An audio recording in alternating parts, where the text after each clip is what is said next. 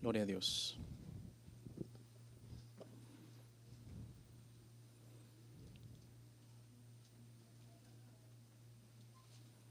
Romanos capítulo 16, versículo 1.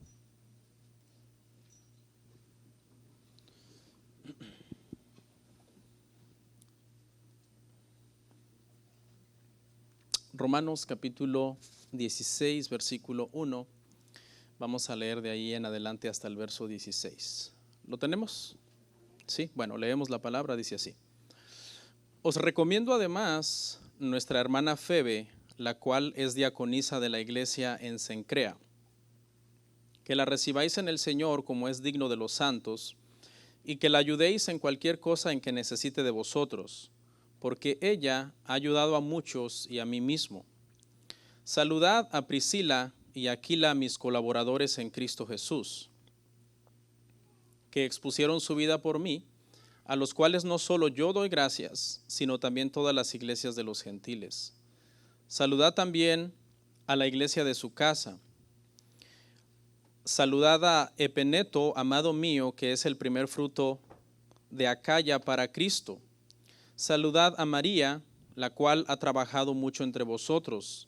Saludad a Andrónico y a Junias, mis parientes y mis compañeros de prisiones, los cuales son muy estimados entre los apóstoles, y que también fueron antes de mí en Cristo. Saludad a Amplias, amado mío en el Señor. Saludad a Urbano, a Urbano, nuestro colaborador en Cristo Jesús, y a Estaquis, amado mío. Saludad a Apeles, aprobado en Cristo. Saludad a los de la casa de Aristóbulo. Saludad a Herodión, mi pariente. Saludad a los de la casa de Narciso, los cuales están en el Señor. Saludad a Trifena y Trifosa, las cuales trabajan en el Señor. Saludad a la amada Pérsida, la cual ha trabajado mucho en el Señor. Saludad a Rufo, escogido en el Señor, y a su madre y mía. Saludad a Asíncrito, a Flegonte, a Hermas, a Pátrobas, a Hermes y a los hermanos que están con ellos. Saludad a Filólogo, a Julia, a Nereo y a su hermana, a Olimpas y a todos los santos que están con ellos.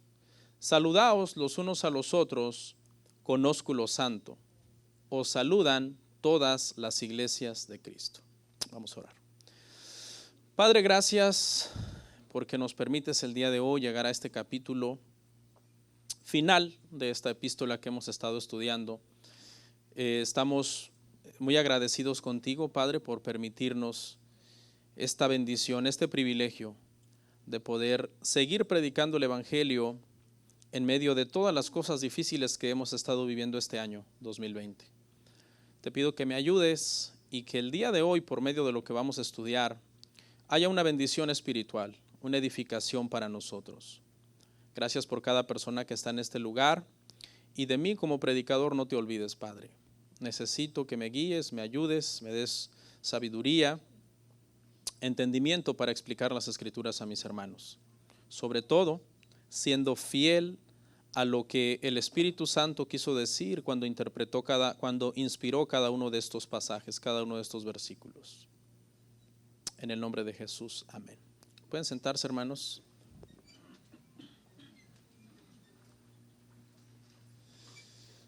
Bueno, para los que no lo saben, el día de ayer se celebraron 503 años de la Reforma Protestante.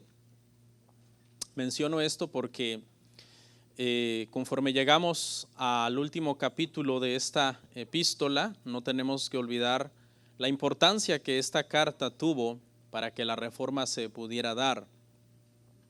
A Romanos, a lo largo de la historia, ha sido un libro que ha causado muchas revoluciones en naciones, revoluciones en el buen sentido de la palabra revolución, y muchos avivamientos y reformas espirituales tanto en naciones, denominaciones y vidas personales de cristianos a lo largo de la historia. Precisamente Martín Lutero fue a través del estudio de esta epístola a los romanos que inició el movimiento de reforma el 31 de diciembre de 1517, tras hacer un estudio profundo y darse cuenta, hermanos, que la salvación es por la justificación por fe. Eso era algo que en Roma no enseñaban. Roma enseñaba una salvación por fe más obras, o por obras más fe. Pero Lutero, después de hacer un estudio profundo de Romanos, dijo, no, la salvación es solamente por la fe, sin las obras. Las obras tienen su lugar en la vida de los creyentes, pero no salvan. Y debido a eso fue que él fue excomulgado. El Papa le mandó una bula papal y lo excomulgó. Pero el asunto es que todo esto se dio debido a que él empezó a estudiar y a tratar de comprender qué era lo que significaba la justicia de Dios, qué es lo que significaba el justo por la fe vivirá.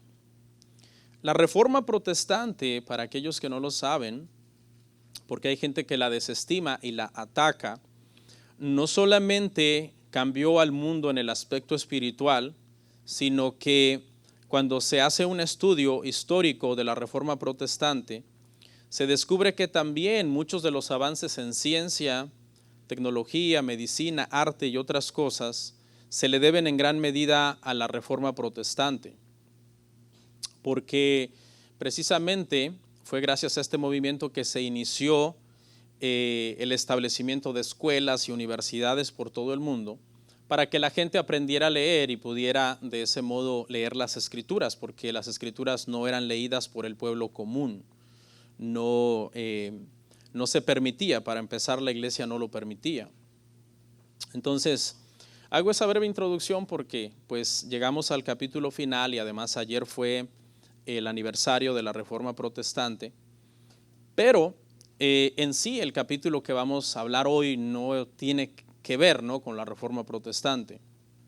Ya pasamos por el capítulo que más tiene que ver con la Reforma Protestante, que es Romanos 1:16, donde Pablo enseñó claramente que el justo por la fe vivirá. Sin embargo, este capítulo, hermanos, que vamos a estudiar el día de hoy, tiene mucha enseñanza, porque hay una lista de hermanos que Pablo menciona aquí. En total menciona 24 personas, 17 hombres y 7 mujeres. Y lo que queremos aprender el día de hoy, mucha gente este capítulo lo lee por encima y no ve el contenido espiritual de este capítulo, pero este capítulo tiene un contenido espiritual de gran importancia para la iglesia. Pablo en este pasaje menciona personas que él está recomendando a la iglesia, personas que él está saludando, personas que son sus amigos, personas que son sus parientes, es decir, hay amigos, pero también hay gente que es familia de él, personas que son paisanos, es decir, viven en Roma pero son judíos. Y en términos generales, Pablo ama mucho a todos los hijos de Dios. Pablo es un hombre de Dios que ama, respeta a Pedro, respeta a Juan, a Jacobo, que eran las columnas de la iglesia, pero no hace acepción de personas y ama más a estos 3 apóstoles por ser los de mayor importancia, sino que Pablo muestra un corazón de ser un consiervo de todos los demás hermanos. No se refiere aquí a ellos en sí como el apóstol, el gran apóstol del Señor que él era, porque recordemos que sí lo fue, sino que digamos, deja esa formalidad de apóstol y se acerca entonces a hacer ciertos elogios a los hermanos y a reconocerles cosas muy buenas a los hermanos. Y en términos generales, hermano, yo creo que la lección para nosotros aquí es el entrañable amor que debe haber entre nosotros, la gratitud por la gente que sirve en las iglesias, independientemente de lo que estén haciendo, y la unidad que se debe procurar siempre entre nosotros, independientemente de quién seas. Porque el apóstol Pablo no hace acepción de personas y menciona gente que de hecho no tienen una gran trascendencia en el Nuevo Testamento. Cuando tú los buscas no aparecen más, en el caso de algunos. más que ahí donde el apóstol los está mencionando, y de ahí en fuera son extraños para nosotros, pero sin embargo eran muy entrañables para Pablo. Amén. Así que vamos a ir al verso 1.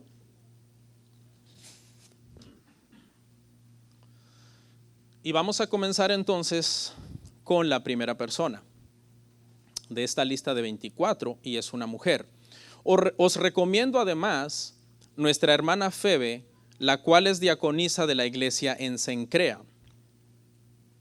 Lo primero que encontramos es una recomendación de parte del apóstol Pablo sobre esta mujer y algunos datos acerca de esta mujer. Cada dato tiene una enseñanza espiritual para nosotros. En primer lugar, dice que era una miembro de una iglesia en Cencrea. Geográficamente esta era una iglesia cerca de Corinto. La postura es que esta es una iglesia hija de la iglesia de Corinto, fundada por el apóstol Pablo. Y Pablo está recomendando a esta persona porque él la conoce. Tú no recomendarías a alguien que no conoces, ¿verdad? El apóstol Pablo la conoce, da muy buen testimonio de ella. La conoce muy bien, sobre todo el Espíritu Santo le ha dado testimonio de quién es esta mujer. Ella no está en Roma, eso es algo que tenemos que aclarar. Ella es una mujer que va a ir a Roma. Y Pablo la está recomendando por adelantado porque ella está planeando ir para allá. Y Pablo prácticamente lo que les está diciendo es, les voy a decir quién es esta mujer, su importancia dentro de la iglesia de Cristo, para que cuando ella llegue allá ustedes la traten dignamente como lo que ella es, una mujer de Dios. Lo más probable aquí, hermanos, es que la razón por la que Pablo está recomendando a Febe es que Febe va a llevar la carta a los hermanos de Roma. La carta que están escribiendo, que está escribiendo Tercio, porque vamos a llegar ahí donde vamos a ver quién fue el puño y letra de quien se escribió Romanos, que era el secretario de Pablo. Esa carta que Tercio está escribiendo, antes de que se termine de escribir, entonces se ponen estas líneas para decir, yo les recomiendo a esta mujer va a ir para allá, y esta mujer es la que va a llevar la carta. Lo cual es una gran responsabilidad, ¿verdad? Pero también es un gran privilegio. Es una gran responsabilidad porque Pablo, por el Espíritu Santo, sabía que este documento que esta mujer iba a transportar llegaría a ser la palabra de Dios. Llegaría a ser parte de las Escrituras. Y entonces, en ese sentido, era una gran responsabilidad, pero también confiársela en aquel entonces a una mujer desde un punto de vista humano era como un poco no razonable, porque tú se lo confiarías a alguien fuerte, grande, un hombre que va a luchar y a pelear para proteger esta carta porque la tiene que transportar, y es que en el contexto del primer siglo viajar era muy peligroso, vamos a llegar ahí, pero les quiero entonces marcar aquí dos cosas, la gran responsabilidad de hacerse cargo de este documento, pero también el gran privilegio y la gran confianza que Pablo le tiene a esta mujer. Pablo dice, esta mujer es digna de que transporte este documento, yo confío en ella, es una mujer de Dios. El nombre Febe significa nítido y radiante, y al parecer este nombre describe muy bien lo que era esta mujer, porque esta mujer era una mujer transparente, era una mujer alegre en su servicio a Dios, su vida cristiana y su testimonio era limpio como su nombre. Porque eso significa nítido, ¿no? Algo limpio, radiante significa algo que brilla a causa de tanta limpieza. Entonces, no es cualquier mujer. En la Biblia hay muchos personajes que el nombre que tenían y el significado que el nombre tenía describía a la perfección su carácter como persona, o bien también el llamado que Dios tenía para esta persona y el área en que Dios la iba a usar o cómo Dios iba a usar a esta persona. Así que nuestra hermana Febe, porque Pablo así la llama, les recomiendo a nuestra hermana Febe, es decir, no es miembro de la iglesia de Roma, es miembro de la iglesia en Cencrea, ni siquiera es miembro de la iglesia madre de Corinto, sino de una hija, pero esta mujer es nuestra hermana. Porque sabemos, hermano, que aunque en el mundo hay muchas iglesias locales, iglesia de Cristo solamente hay una. Y en ese sentido, todos somos hermanos en Cristo. La recomienda entonces no como cualquier hermana, sino como una persona que ama servir a Dios, porque la presenta como una diaconisa. Y la palabra griega es diáconos con K, y lo que se refiere es a un simple sirviente. No era en sí un cargo que en el mundo se anhelara, ser un diácono, ser un sirviente de los demás. Pero que en Cristo espiritualmente es muy hermoso que nosotros seamos diáconos, porque habla de humildad.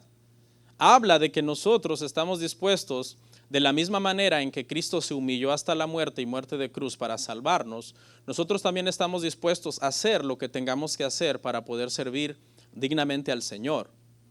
De hecho, hermanos, el acto más humilde que ha existido en toda la historia de la humanidad, por decirlo así, y en todo el universo, ha sido la encarnación de Cristo. El ser más humilde que ha existido en toda la historia es Cristo, porque Él, siendo Dios, no estimó el ser igual a Dios como cosa que aferrarse, sino que se despojó a sí mismo, tomando forma de siervo, y estando en la condición de hombre, se humilló hasta la muerte, y muerte de cruz. ¿Sí ve? Todo es descenso. Primero dejar lo que es para volverse algo que no era, y luego de ahí asumir algo que no merecía ser, porque Él era santo y perfecto. El acto de mayor humildad, cuando estudiemos Filipenses vamos a verlo capítulo 2, ha sido la encarnación de nuestro Señor y Salvador. Por eso muchos sabiamente han dicho que un cristiano orgulloso es una contradicción. Un cristiano orgulloso, soberbio, altivo, prepotente, altanero, use la acepción que usted quiera, es una contradicción, porque Cristo llama al cristiano a ser manso y humilde de corazón. Aprendan de mí que yo soy manso y humilde de corazón. Y esta mujer era una servidora. Algunas de las cosas que los diáconos hacían eran servir mesas, cuidar enfermos, ayudar a los forasteros, visitar a los presos, dar de comer a los huérfanos, a las viudas y cuidar a los siervos de Dios. Los siervos de Dios no era necesariamente porque estaban pasando una gran necesidad, algunas veces sí. Pablo dijo: yo sé tener y sé no tener. Pero en la Biblia hay una expresión que es la expresión lavar los pies de los santos, y esa expresión lavar los pies de los santos quiere decir que los hermanos maduros en la fe y temerosos de Dios, que reconocen que los ancianos y el pastor son un regalo de Dios para el cuerpo de Cristo, estas personas los cuidan a los siervos de Dios, los protegen, los cuidan en todos los sentidos, porque no los ven como cualquier cosa, sino que los ven como: oh, estos son un regalo, Dios nos los ha regalado para que ellos nos cuiden a nosotros, nos enseñen, nos aconsejen, nos apacienten. Y en ese sentido, en el primer siglo había gente que se dedicaba a eso, lavar los pies de los santos. Y no era literal, aunque sí lo podían hacer literal, porque se acostumbraba el lavado de pies. Cuando alguien llegaba de otro lugar y traía los pies polvorientos, se le lavaban los pies literalmente, pero metafóricamente hablaba de eso, de cuidar a los siervos de Dios. Atendían en general entonces las necesidades de los hermanos, fuera cual fuere la necesidad. Sigamos aprendiendo sobre fe. Verso 2.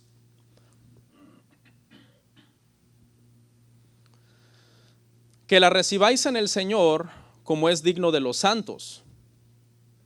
Que la recibáis en el Señor como es digno de los santos, y que la ayudéis en cualquier cosa en que necesite de vosotros, porque ella ha ayudado a muchos y a mí mismo. Una mujer generosa, una mujer dadivosa. Qué bonito nombre, Febe, nítido, radiante. Por si alguien está embarazada de niña, es un bonito nombre para ponérselo, ¿no? Dice que la recibáis como es digno de los santos, la presenta como una santa, una mujer temerosa de Dios. Pide que la traten bien. Tenía en sus manos la carta a los romanos, que llegaría a ser la palabra de Dios. Este documento era muy delicado en varios sentidos, y por lo tanto no se le podía confiar a cualquiera. Es más, yo ni siquiera esta Biblia, que yo puedo comprar otra, se la confío a cualquiera.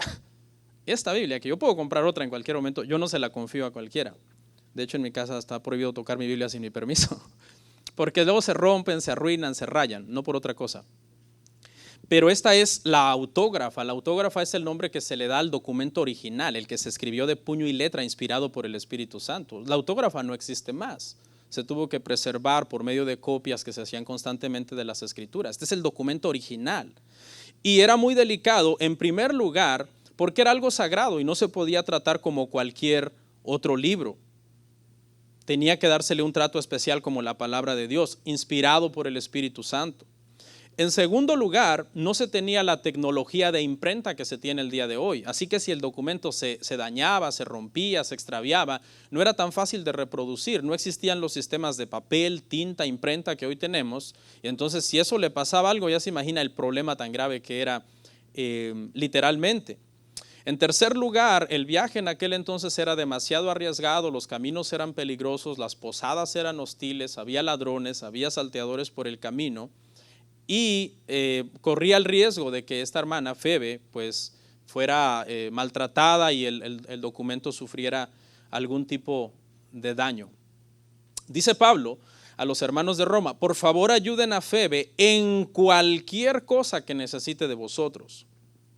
En cualquier cosa.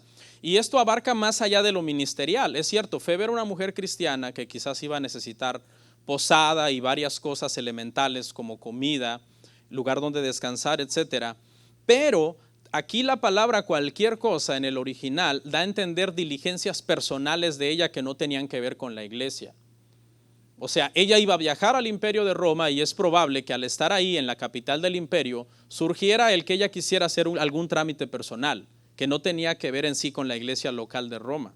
Y entonces Pablo les dice: en cualquier cosa que ella necesite, si ella necesita una recomendación de ustedes, si ella tuviera que hacer un trámite mientras ella está allá, o aún un negocio, porque ya vamos a ver quién era Febe, ustedes recomiéndola, porque yo la estoy recomendando y yo la conozco. Ustedes digan: nosotros firmamos cualquier papel por ella, por decir algo, dando fe y legalidad de que es una hija de Dios y que no nos va a dejar en vergüenza con alguna situación de algún negocio o de algún trámite que ella quiera hacer. Dice que ella ha ayudado a muchos y a mí mismo, dice el apóstol. Ahí estamos en el verso 2. La palabra para ayudar aquí es la palabra griega próstatis, que se usaba para hablar de un benefactor o de un patrocinador, que por lo general esta palabra se le aplicaba a una persona que tenía dinero. Es más, en muchos de los casos no solo tenía dinero, era una persona muy acaudalada que daba apoyo financiero a una organización o causa. Esa es la palabra que se está usando para Febe, que esta mujer se cree que es una mujer que tiene dinero y que cuando Pablo dice me ha ayudado a mí y nos ha ayudado a todos, es porque esta mujer era una verdadera hija de Dios que no le dolía usar sus recursos financieros para el avance de la predicación del evangelio. Y ella invertía en la iglesia, invertía en los siervos de Dios e invertía en el mismo Pablo. Y es que en el Nuevo Testamento esto es bien recurrente. En el Nuevo Testamento vemos muchos hombres que tenían recursos económicos y que una vez que se convertían a Cristo, antes de Cristo su dinero era su Dios, y cuando ellos se convirtieron a Cristo, Cristo era su Dios, y todo lo que ellos tenían en recursos no les dolía en lo más mínimo invertirlos para que se siguiera predicando el evangelio. Muchos hombres habían así y también muchas mujeres. Febe era una de ellas. Es más, Lidia, si usted se recuerda, era una vendedora de púrpura, Hechos capítulo 16. Y la púrpura era un material que solamente podían comprar las personas ricas. La persona que se dedicaba a ese tipo de comercio era una persona que tenía recursos, que tenía dinero. De hecho, cuando Lidia se convierte a Cristo, Lidia dice al apóstol Pablo: vengan a mi casa, que yo voy a dar mi casa, dar entre comillas, para que acá se haga la iglesia y nazca la iglesia. Y fue en la casa de Lidia, en Filipo, que nació entonces la primera iglesia de toda Europa, debido a que esta mujer era generosa. Y vemos muchas mujeres muy generosas en la Biblia. Veamos Lucas 8:3.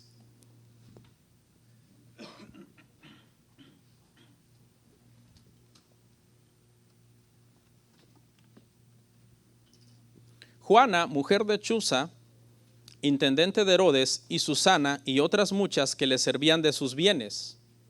Este era un grupo de mujeres también que le servían al Señor de sus bienes, y es muy recurrente. Estaban estas mujeres, estaba Febe, estaba Lidia, y en una característica bien hermosa, hermanos, de la iglesia primitiva era que los miembros de la iglesia ayudaban mucho a la iglesia, pero había una razón, y es que la iglesia ayudaba mucho a los pobres. Y eso es algo que lamentablemente ya no se practica en la iglesia local. Claro, empezando por los pobres de la iglesia. Eso ya lo aclaramos en un tema pasado, porque no se puede ayudar a todos los pobres del mundo. Eso es imposible, matemáticamente no se puede, ¿no? Pero los hermanos del primer siglo, hermano, como veían que la iglesia usaba sabiamente el dinero y ayudaba a los pobres, a ellos no les dolía dar su dinero a la iglesia para que la iglesia ayudara a los pobres. Dice, ayuda a muchos y ayuda entonces al mismo Pablo. Sabemos, hermanos, que Pablo voluntariamente renunció a su salario, y el contexto en el que renuncia Pablo a su salario es porque se están levantando sospechas de malversación de fondos, y él dice, bueno, para que evitemos controversias, yo no voy a tener un salario. Ay de mí si no predicare gratuitamente el evangelio de Jesucristo, porque necesidad me es impuesta. Pero tenemos que aclarar algo, Pablo recibía ofrendas, eso lo tenemos claro. Febe era una persona que constantemente ayudó económicamente a Pablo, y los filipenses fueron benefactores de Pablo. Pablo nunca dijo no a las ofrendas. Es más, cuando Epafrodito trae la ofrenda a la cárcel en Roma que los filipenses le habían enviado, Pablo dice en Filipenses 4:18, usted lo ve en casa, que esa ofrenda resultó para él como un olor fragante. Y les dice, y no es que yo busque en ustedes dádiva, o sea, que me den, sino fruto. Es decir, lo que me alegra es ver que a ustedes no les duele dar. No es el dinero en sí el que me alegra a mí, porque yo sé tener y sé no tener, cualquiera que sea la situación. En todo he sido enseñado por el Señor. Pero lo que me alegra ver es la disposición de ustedes de dar. Eso es bien, bien hermoso. Febe es un modelo de mujer en el cristianismo. Un modelo. Fiel cristiana, generosa, digna de confianza, trabajadora, servidora de los demás, humilde, diligente en lo secular, valiente, sabia. Es una mujer virtuosa. Es una mujer cristiana en toda la extensión de la palabra, digna de toda la confianza del mismo apóstol Pablo. Y ahora sí dejamos a Febe y vamos a continuar en el verso 3 entonces. Pero quiero que vean cómo, aunque esta pareciera una lista de nombres, hay una enseñanza en cada una de estas personas. Saludad a Priscila y Aquila, verso 3. Mis colaboradores en Cristo Jesús.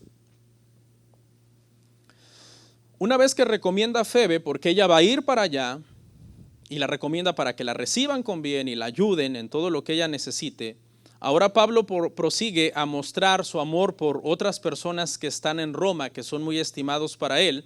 Y lo primero que viene en la lista después de Febe es un matrimonio, una pareja que son más que meros colaboradores. Él les llama colaboradores, pero cuando nosotros vamos a todos los versos que habla de la relación de Pablo con Aquila y Priscila, nos damos cuenta que eran sus amigos íntimos. La razón por la que Pablo conoce a Priscila y Aquila es porque tiempo atrás Priscila y Aquila habían sido expulsados de Roma. Ellos fueron expulsados de Roma porque Aquila era judío, hubo una persecución contra los judíos, ya lo vamos a ver, y ellos se fueron a vivir a Corinto. Y cuando Pablo llegó a iniciar su ministerio en Corinto, ahí es donde Pablo los conoce.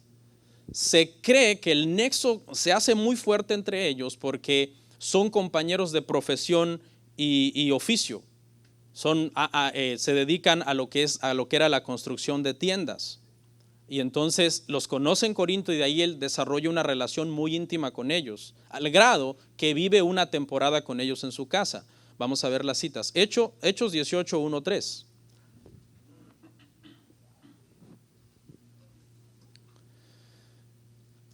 Después de estas cosas, Pablo salió de Atenas y fue a Corinto, y halló a un judío llamado Aquila, natural del Ponto, recién venido de Italia, con Priscila su mujer, por cuanto Claudio había mandado que todos los judíos saliesen de Roma. Fue a ellos y como era del mismo oficio, se quedó con ellos y trabajaban juntos, pues el oficio de ellos era hacer tiendas. Bastante información. Primero que nada, esta familia era de Italia, eran de Roma.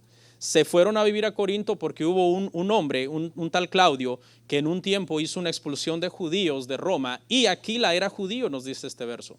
Cuando ellos llegan a Corinto, se conoce con Pablo, y Pablo de hecho se va a vivir a la casa de ellos, y la razón que da este verso es porque eran del mismo oficio.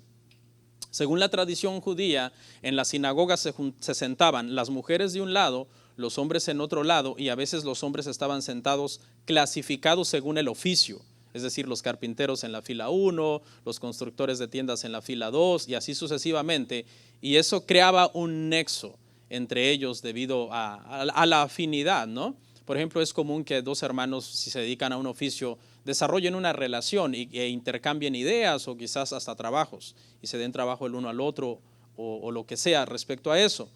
Y esta es la razón entonces por la que Pablo menciona ahora a estos hermanos que son muy entrañables para él, porque de hecho él vivió con ellos en casa y no es fácil vivir con hermanos en Cristo en la misma casa si no son bien maduros en la fe.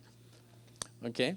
Vivir con hermanos en Cristo, a veces uno soporta a los hermanos el domingo un par de horas, pero tenerlos en casa puede resultar complicado, aunque si ambas partes son maduros se puede llevar la fiesta muy en paz. ¿Okay?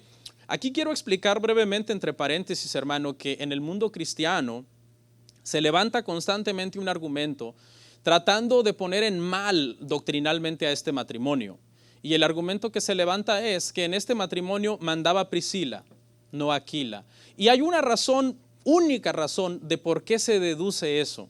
Y es que ellos en la Biblia son mencionados 6 veces en el Nuevo Testamento, y de las 6 veces que son mencionados este matrimonio, 4 veces Priscila es mencionada primero antes que Aquila.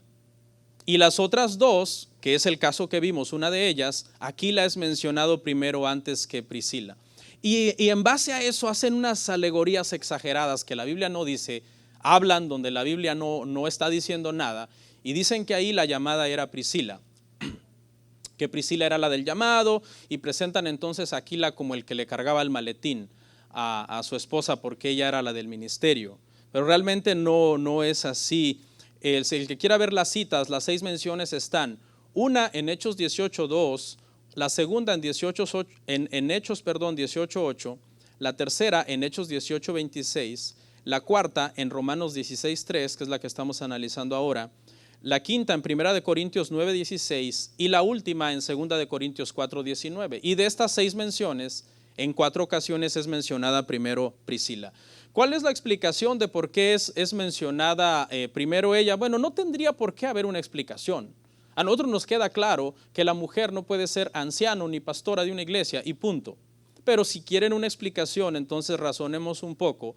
Y es que este hombre que era judío no era tan conocido en el mundo gentil como Priscila. Y entonces cuando ellos se desenvuelven en Corinto y dentro del mundo gentil, es mencionada ella primero como una referencia para que ubiquen a Aquila. Pero eso no quiere decir que ella era la del llamado. Eso es estar diciendo cosas que la Biblia no dice.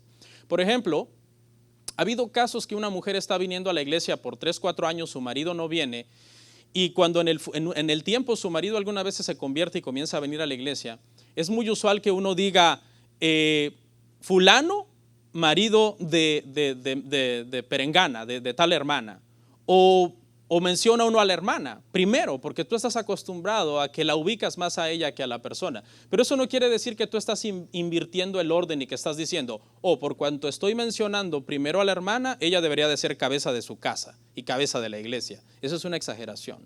Entonces quise aclarar eso a grandes rasgos, pero continuamos entonces, y Pablo los llama mis colaboradores en Cristo Jesús. Ahí estamos en el verso 3, pero ya dijimos que eran más que colaboradores, eran amigos leales que estaban dispuestos a exponer su vida por el apóstol Pablo. ¿Qué amigos? Que Dios nos dé amigos así, porque mire lo que dice el verso 4. Que expusieron su vida por mí, a los cuales no solo yo doy gracias, sino también todas las iglesias de los gentiles. Y la razón por la que se cree que ellos expusieron su vida es porque lo llevaron a vivir a su casa. Y Pablo tenía enemigos. Ser predicador en el siglo I era muy peligroso, tenías enemigos. Y cuando tú te haces amigo de alguien que tiene enemigos, los enemigos de esa persona se vuelven muchas veces tus enemigos. Y por eso es que ellos estaban peligrando. No tenían miedo de exponer su vida, su seguridad, su hogar, su reputación, porque Pablo a veces era difamado con cosas que no eran verdad acerca de él, pero ellos estaban dispuestos a sufrir lo que tuvieran que sufrir con tal de ser amigos leales al apóstol Pablo. Dice Pablo, no solamente yo le doy gracias por ellos, sino que todas las iglesias de los gentiles. Es un matrimonio ejemplar. No solamente Pablo tiene un buen concepto de este matrimonio. Todas las iglesias gentiles locales donde sabían de Aquila y Priscila, sabían que era un buen matrimonio. Fíjese cómo ¿verdad? A veces la mala fama se riega más fácil, ¿no? Pero también la buena fama a veces avanza. Y si tú tienes un carácter piadoso constante por muchos años y siempre eres la misma persona, tarde o temprano la gente lo empieza a notar. Aunque gente no te quiera y diga, pero tengo que aceptar que hay cierta rectitud e integridad en la persona. No es perfecto porque no lo hay. Pero este matrimonio, hermano, era un matrimonio estudioso de las Escrituras. Conocían muy bien la palabra. Note que no estamos diciendo con esto que Priscila era la pastora, no. Pero era una mujer conocedora de la palabra, porque la Biblia no dice que la mujer no conozca la palabra, o que Dios no puede usar a una mujer para hablar la palabra. La misma samaritana fue y regó el evangelio por todo Samaria. Y las mujeres pueden ser maestras del bien dentro de la iglesia.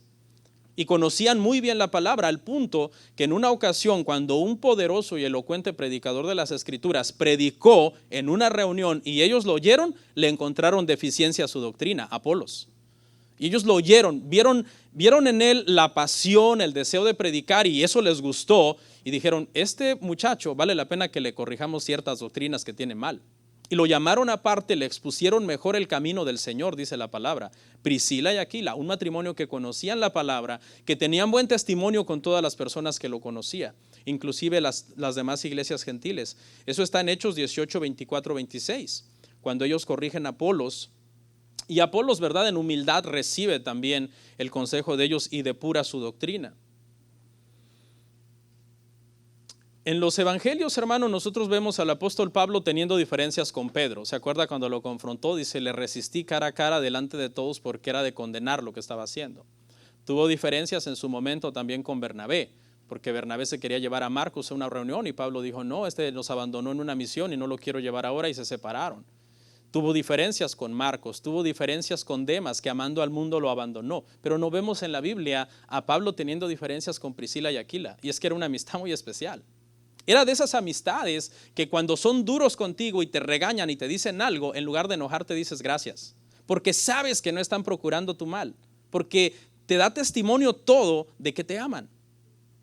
Y eso era una relación bien bonita que ellos tenían entre ellos. Pablo con este matrimonio, que eran un matrimonio ejemplar al cual él está saludando. Veamos el verso 5, porque hay otro dato interesante también de este matrimonio, y es que en su casa había una iglesia. Saludad también a la iglesia de su casa. Y ahí obviamente ya cambia a otro tema, pero lo vamos a leer completo, a otro punto, perdón. Saludad a Epeneto, amado mío, que es el primer fruto de Acaya para Cristo. Se cree que la iglesia de Roma, la iglesia local de Roma, la iglesia madre, tiene muchas iglesias hijas. Y es que el cristianismo de Roma, acuérdese que era famoso por todo el mundo, era una iglesia muy fuerte, una gran iglesia cristiana. Y entonces, como la ciudad era grande y había personas que ya no podían venir a la iglesia madre por cuestiones de distancia, se empezaron entonces a tener iglesias hijas alrededor de la ciudad, y en la casa de este matrimonio había una iglesia. Ellos estaban dirigiendo una iglesia. Sabemos obviamente que la cabeza ahí era Aquila, eso no lo deja saber la escritura, solamente para remachar el punto, ¿no?, para que no surja confusión. Pero eran personas entonces que tenían esa responsabilidad también espiritual y dignos de ese nivel de confianza. Quiero aprovechar para hacer un comentario, hermanos, que este es el modelo de plantación de iglesias.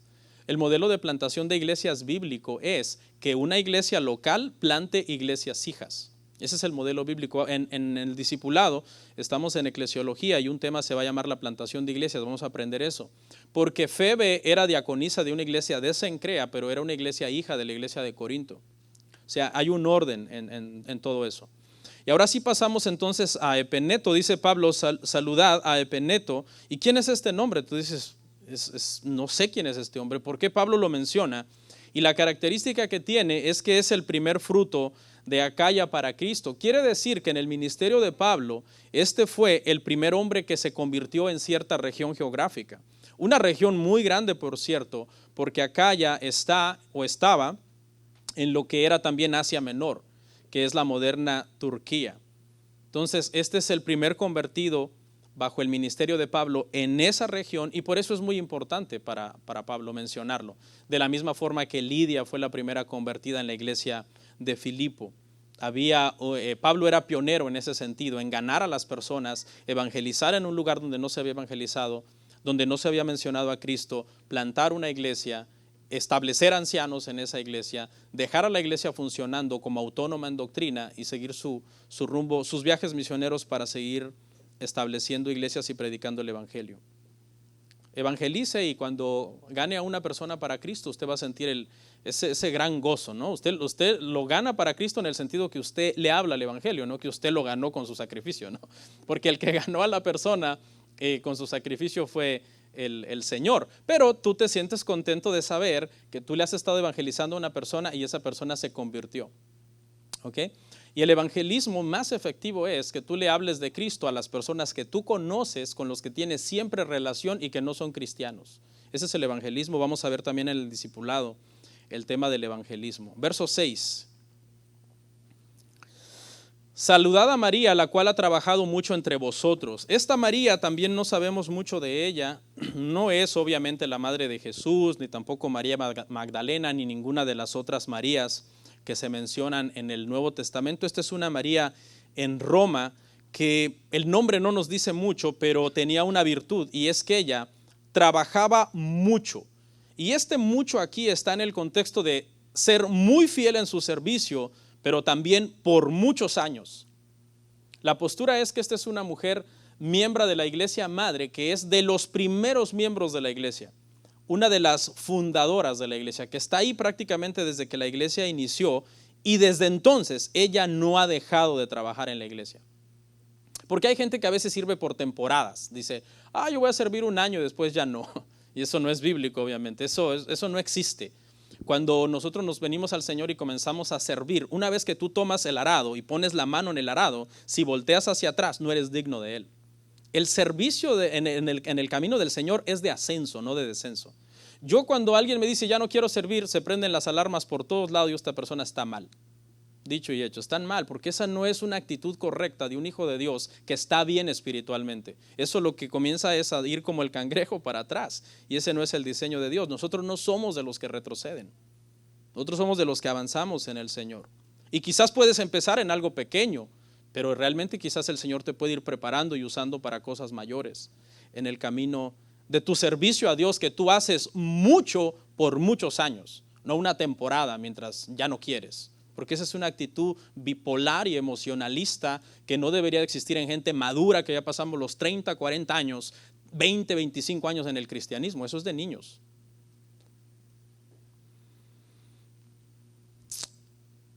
Habla de trabajar hasta el cansancio. Estaba leyendo un libro de misiones y les voy a leer algo que leí en este libro. No recuerdo en este momento el autor, pero dice: cuando sirvas mucho a Dios y esto te genere cansancio, recuerda por qué estás cansado. Estás cansado por tu entrega a la causa del Evangelio de Cristo. Deja que incluso tu cansancio te recuerde la valía del Evangelio. Es decir, estoy cansado. ¿Por qué estoy cansado? Por gastarme, dijo Pablo, en el Evangelio. Deja que incluso tu cansancio te recuerde el valor tan alto que tiene el Evangelio. Verso 7. Romanos 16:7. Saludad a Andrónico y a Junias, mis parientes y mis compañeros de prisiones, los cuales son muy estimados entre los apóstoles, que también fueron antes de mí en Cristo.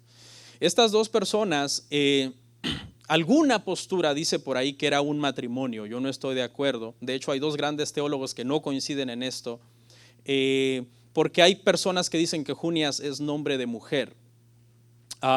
Yo no estoy de acuerdo. Yo estoy con la otra postura, porque de acuerdo al griego, sin la S sería nombre de mujer, es decir, Junia, pero con la S es nombre de hombre. Es más, grandes teólogos como MacArthur y Grudem no coinciden en esta postura. MacArthur dice que eran un matrimonio y Grudem dice que son dos varones, y en este caso estoy con Grudem, ¿sí? Por la misma explicación del nombre, ¿ok?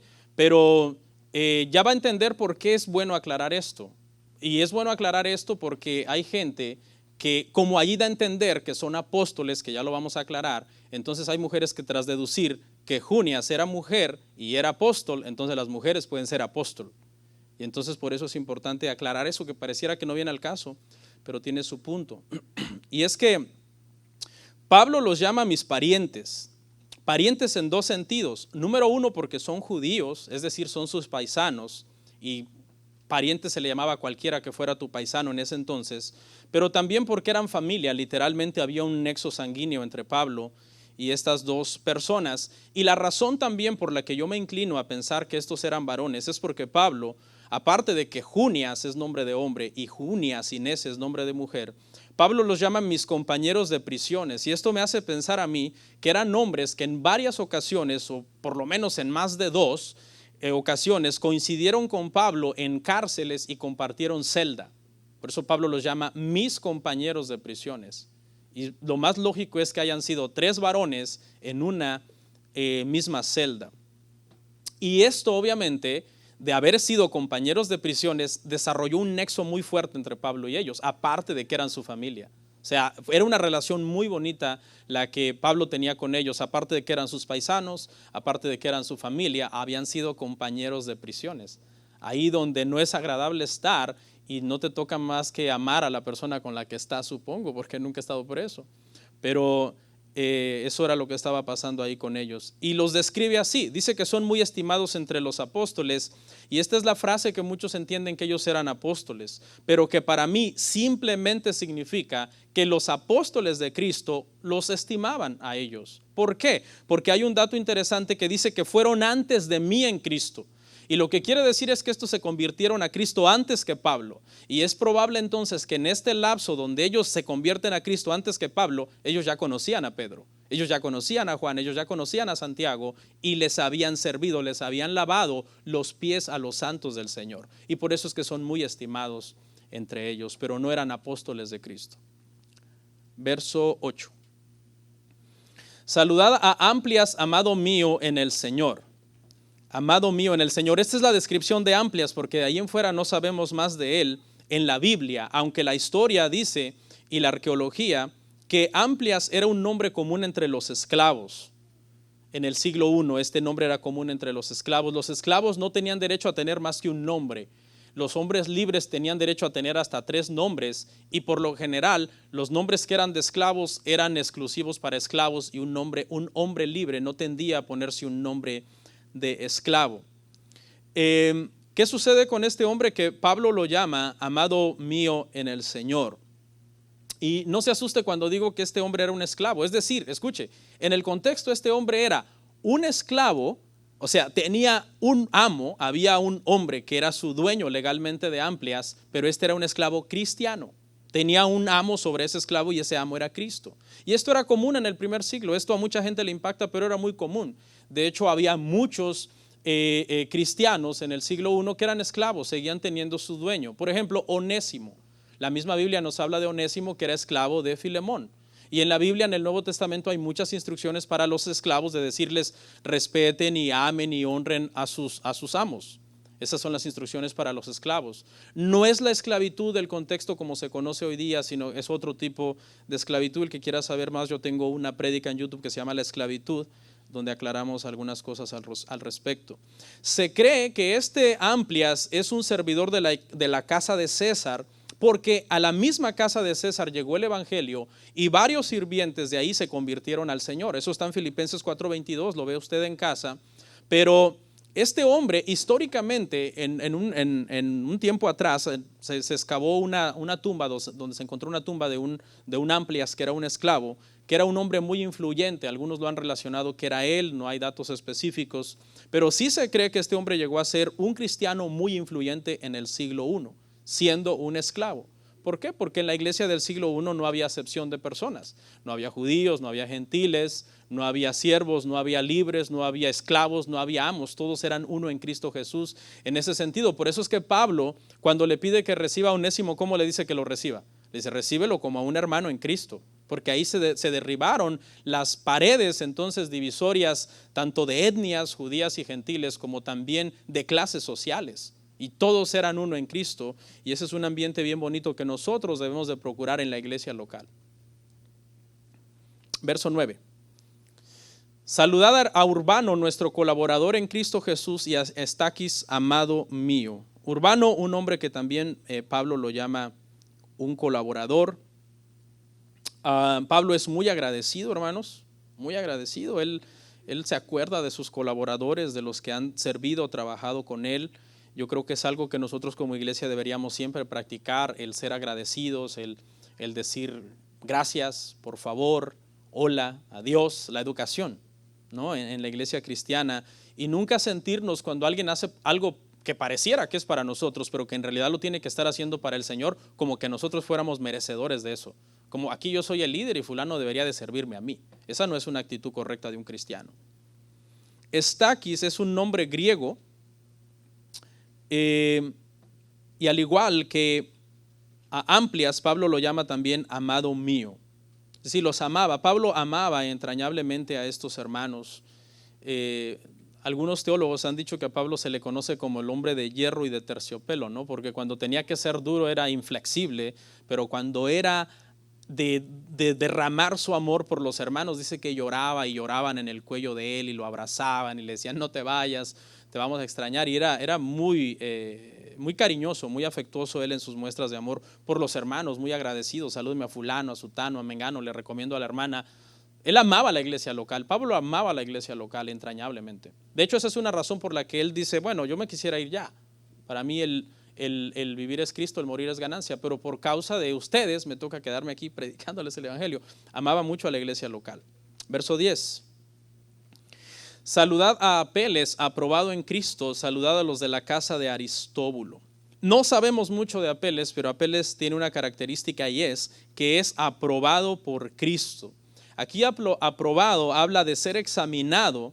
Se usaba el término para los metales preciosos y después de ser probados o examinados se comprobaba su pureza. Así que no sabemos mucho de Apeles, pero basta saber que Cristo lo había escudriñado y lo había probado.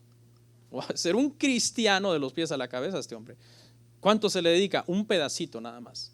Pero era un cristiano aprobado por Cristo. Cristo mismo daba testimonio de su fe. Y juntamente con él, ahí en ese apartado, se menciona a un grupo de personas que están en la casa de Aristóbulo. Aquí no sabemos cuántos son. Este es un grupo de gente, los de la casa de Aristóbulo. Se cree que son creyentes, son varios hombres, mujeres quizás. No son identificados por nombre. Aristóbulo se cree que es un hombre no cristiano, por eso no dice salúdenme a Aristóbulo y a los de su casa, no saluda a Aristóbulo. Lo usa como referencia de decir son los sirvientes de él, los que son mis hermanos, salúdenmelos a ellos. Verso 11. Saludad a Herodión, mi pariente, saludad a los de la casa de Narciso, los cuales están en el Señor.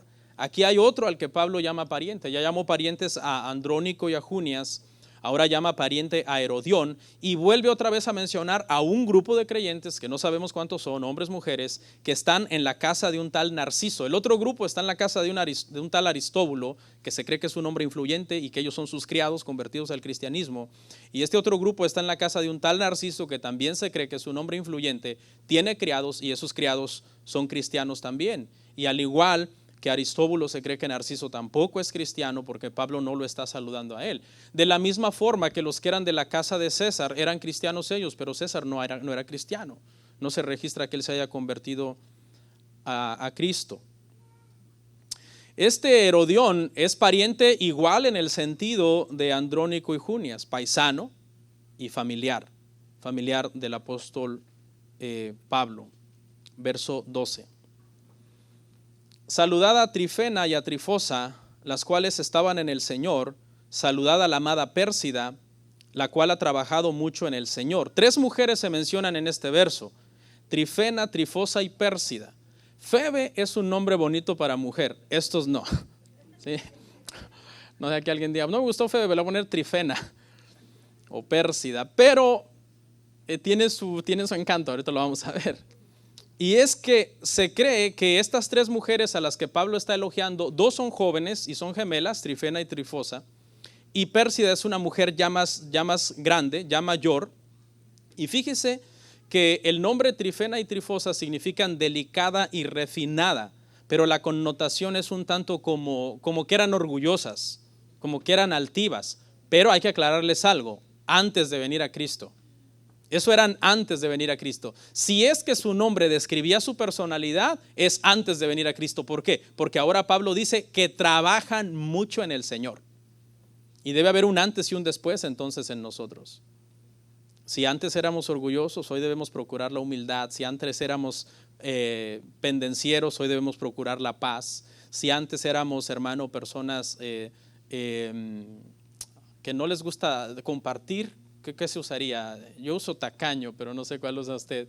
Egoísta, ¿no? Entonces ahora tú eres espléndido, eres una persona que comparte más. Es decir, tiene que haber un antes y un después. Trifena y Trifosa, las delicadas y refinadas, que quizás pertenecían a una clase alta y tenían un concepto muy alto de sí mismo, ahora son personas, son hermanas en Cristo que están en una iglesia sirviendo a los demás, lavando los pies de los santos. Pérsida, por otro lado, estas mujeres son jóvenes, pero Pérsida es una mujer un tanto mayor. Ella, su nombre significa que era de Persia, y el artículo la amada Pérsida, da a entender que prácticamente era una mujer amada por todos, como el discípulo amado de Cristo. Esta era la amada.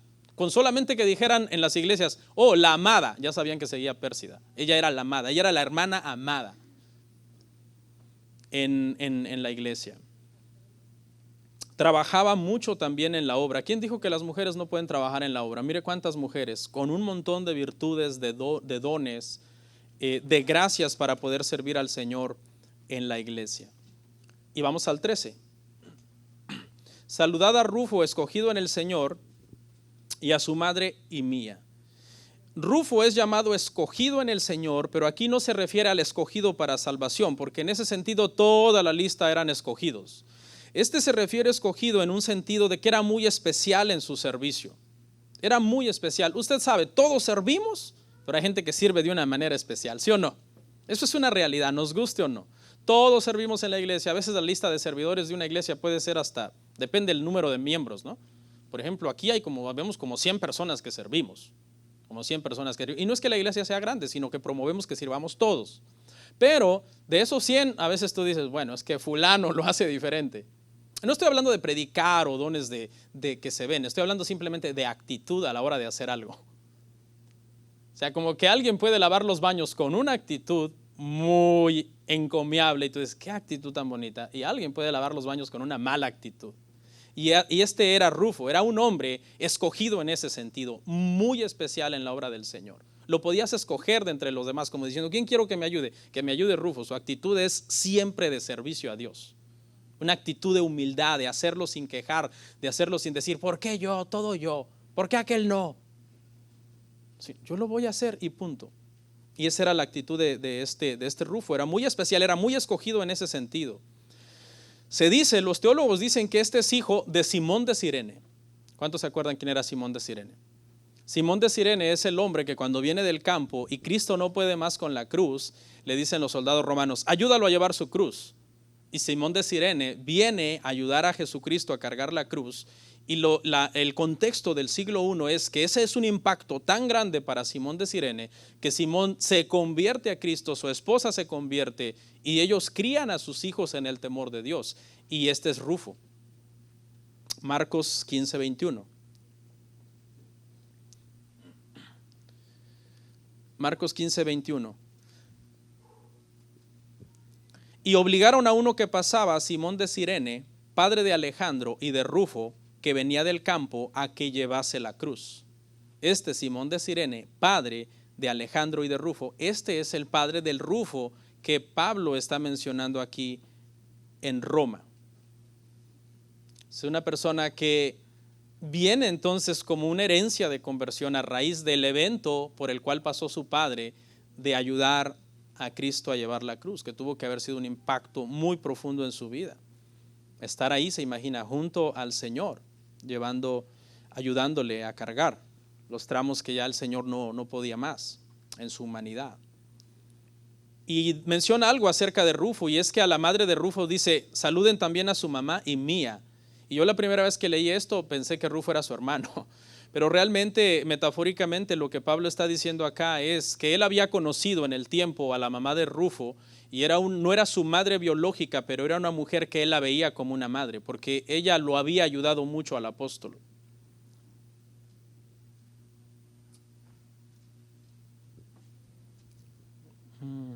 ...14... dice, Saludad a Asíncrito, a Flegonte, a Hermas, a Pátrobas, a Hermes y a los hermanos que están con ellos. Y aquí hay un grupo de 5 hermanos. La postura es que estos son 5 líderes de una comunidad de fe. Se les menciona a todos por nombre, porque la postura es que ellos están encargados de una de las iglesias madre, de una de las iglesias que están en Roma, de una de las iglesias hijas, perdón, y entonces los mencionan porque son líderes, pero también dice a todos los hermanos que están con ellos, es decir, a una comunidad de fe que está sujeto de cierta forma a estos líderes. Verso 15 se repite, pareciera lo mismo, pero es otro grupo de hermanos, otra comunidad de fe. Saludad a Filólogo, a Julia, a Nereo y a su hermana, a Olimpas y a todos los santos que están con ellos. Otra lista de nombres de líderes que se cree que son líderes de una iglesia, y a un grupo también indefinido que se le llama santos y que están con ellos. La iglesia era hermosa, es hermosa, hermano, la iglesia. Estamos hablando de la iglesia primitiva, ¿no? Cuando digo era, pero la iglesia es algo tan maravilloso. Cuando nosotros la vemos en la Biblia, como el apóstol Pablo la pone en un lugar de importancia, de darle su lugar a cada uno, a las iglesias hijas, a los servidores, a los que estaban trabajando en un área, a los hombres, a las mujeres. De esta lista de 24 hombres, de 24 personas, 17 hombres y 7 mujeres, el apóstol Pablo le da su tiempo a cada uno, y entonces al final cierra encerrando todo lo que ha dicho con la frase en el verso 16: saludad los unos a los otros con ósculo santo, os saludan todas las iglesias de Cristo. Esta era una práctica muy común en el siglo I. El ósculo santo consistía en abrazar, en besar a amigos en la frente o en la mejilla. Se practicaba indiscriminadamente entre hombres y mujeres, algo que en nuestra cultura el día de hoy nosotros ya no lo practicamos, ¿no? Pero se cree que los hombres, para evitar el contacto de piel, se daban un beso en la barba. Obviamente para eso había que tener barba, ¿no? Entonces a Cristo dice que le mesaban la barba, es decir, le sobaban la barba a sus discípulos. Había una intimidad bien sana, bien bonita, porque Cristo dice: los que me mesaban la barba, después algunos me arrancaron la barba cuando a él lo crucificaron. Pero esto era practicado en la iglesia del Nuevo Testamento. Cristo practicó el ósculo santo, de hecho Judas lo entregó con un beso. Jesús permitió, cuando él llegó a la casa de Simón el fariseo en Lucas 7:36, él llega a la casa de Simón el fariseo y Jesús esperaba que Simón el fariseo lo saludara con un beso, pero Simón el fariseo no lo saludó con un beso, sino que vino una mujer pecadora. Este fariseo se creía muy justo, ¿verdad? Y tenía un orgullo espiritual, no saludó a Cristo como lo tenía que haber saludado. Pero cuando Cristo está a la mesa y entra una mujer pecadora y comienza a besar sus pies, Cristo no le dice: hey, no me toques, no me beses mis pies. No, Cristo sabía que esa práctica de intimidad que había, obviamente con mucho respeto, en el siglo I era permitida. Él tenía contacto físico con sus discípulos. Judas lo besó, Juan se recostaba en su pecho, esta mujer le besaba los pies y se los enjugaba con sus lágrimas.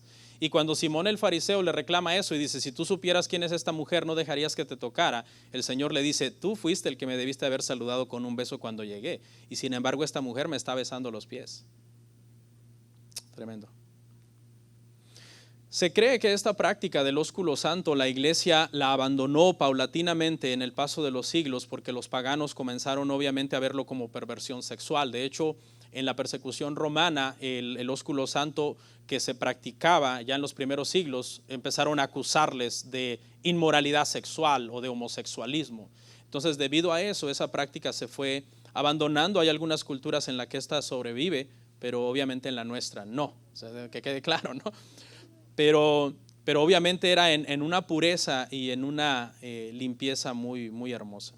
Y yo creo que este verso, hermanos, es como el broche de oro para saber cómo todos nosotros, hermanos, debemos de procurar la unidad y el amor unos con otros, ¿sí? Y no se trata tanto de andarnos besando y abrazando y besando, aunque es bueno. Ahorita con el COVID no se puede hacer, ¿no?, como quisiéramos.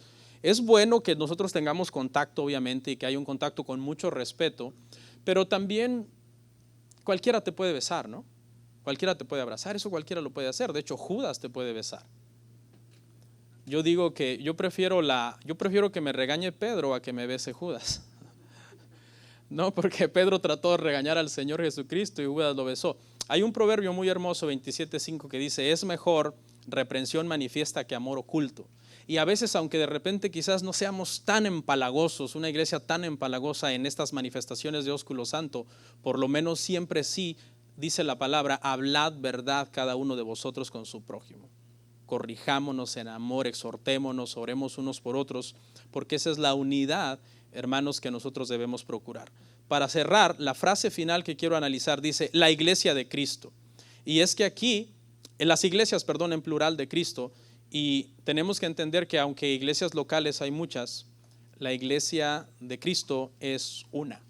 Y una de las formas de hacer diferencia a eso cuando escribimos es que cuando hablamos de la iglesia local, a veces lo escribimos con I minúscula, pero cuando hablamos de la iglesia lo escribimos con I mayúscula, pues estamos hablando del cuerpo de Cristo. Vamos a orar.